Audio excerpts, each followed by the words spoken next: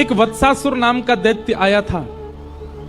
वत्सासुर नाम के ठाकुर जी ने एक दैत्य का वध किया, जो कि बछड़े के रूप में आया था।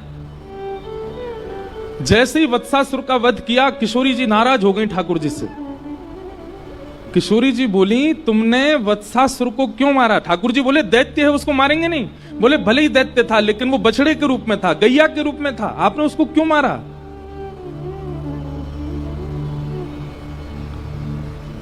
किशोरी जी की ठाकुर जी की नेक नेक नोक झोंक है गई, यही बात सुन। आहा, एक श्लोक है, श्लोक में ही ठाकुर जी और किशोरी जी का पूरा संवाद है।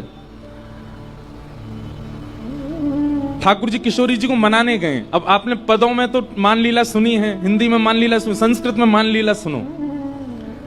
ठाकुर जी गए और ठाकुर जी जाकर के किशोरी जी के द्वार को खटखटा रहे हैं।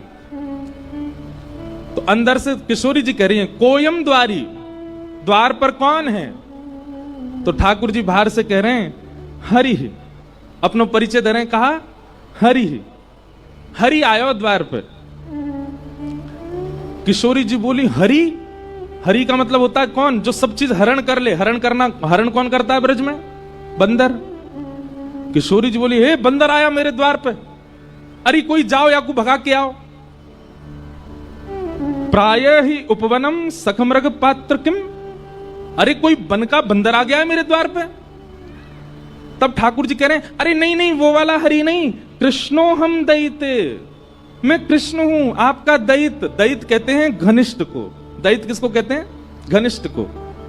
बहुत ध्यानपूर्वक सुनो, कृष्णो हम दैत, आपका अत्यंत घनिष्ठ कृष्ण हूं मैं। किशोरी जी ने जैसे सुनी कृष्ण आया है। अब कृष्ण का मतलब क्या होता है? कृष्ण का मतलब होता है काला। किशोरी जी बोली, अरे गोपी, लाल बंदर नहीं, कारो बंदर आयो द्वार पे, भगा के आओ याकू। हरि नहीं आयो है, कृष्ण हरि आयो है, मतलब कारो बंदर या लंगूर आ गयो द्वार पे। कृष्णो हम दैते। श्री जी बोली, विभेमी नितराम कृष्णात अहम बानरात, अरे काला बंदर आया गोपी, भगा के आओ। लंगूर बंदर तो गोरे बंदर थे, ज्यादा खतरनाक रहे, याकू भगा के आओ।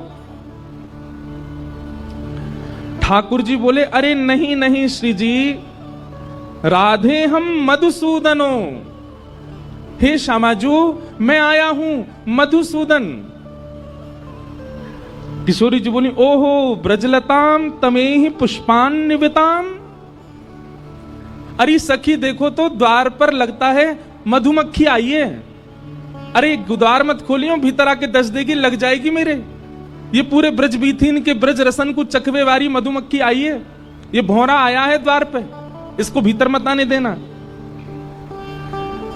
ठाकुर जी हर प्रकार से हाथ जोड़ रहे हैं, पाम जोड़ रहे हैं, अपने सब बात बता रहे। ठाकुर जी मूड पकड़ के बेटे, कहा बताऊं? हरि बताऊं तो बंदर सुने, कृष्ण बताऊं तो कारो बंदर, मधुसूदन बताऊं तो यूं सोच रही है कि मैं मधुहार हूं, मैं मधुमक्खी हूं। ठाकुर जी कह रहे हैं, अरे मैं जगत नियंता जग पालक आया हूं। वृंदावन ठाकुर जी का इष्ट है। क्यों?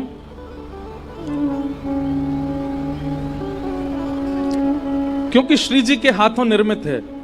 बहुत ध्यान से पीछे वाले सुनो, आगे वाले तो अभी आके बैठ रहे हैं, आप ही लोग सुनो कथा। वृंदावन ठाकुर जी का इष्ट है। क्यों? क्योंकि श्री जी ने वृंदावन का निर्माण किया है। हमारी माता जी, हमारे पिताजी घर में कभी सातिया बनाते हैं, कभी कुछ अच्छा माता जी कुछ ना कुछ बनाती है ना, कभी अभी दीपावली के समय पर भी दीवार पर कुछ बनाएंगी या सातिया बनाएंगी, हमारे लिए वो पूजनीय हो जाता है, हमारे लिए वो पूज्य हो जाता है।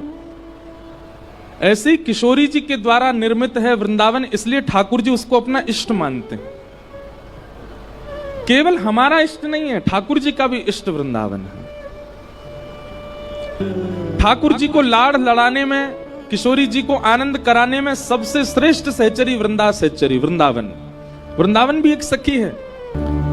प्रिया लाल को लाड़ लड़ावे, सब विधि पूर्ण काम, हेरी मेरो वृंदावन सुख धाम। ऐसे वृंदावन में श्री ठाकुर जी का आगमन हुआ। वृंदावन आकर के भगवान ने कुछ लीलाएं की। अघासुर का वध किया, धेनुकासुर का वध किया,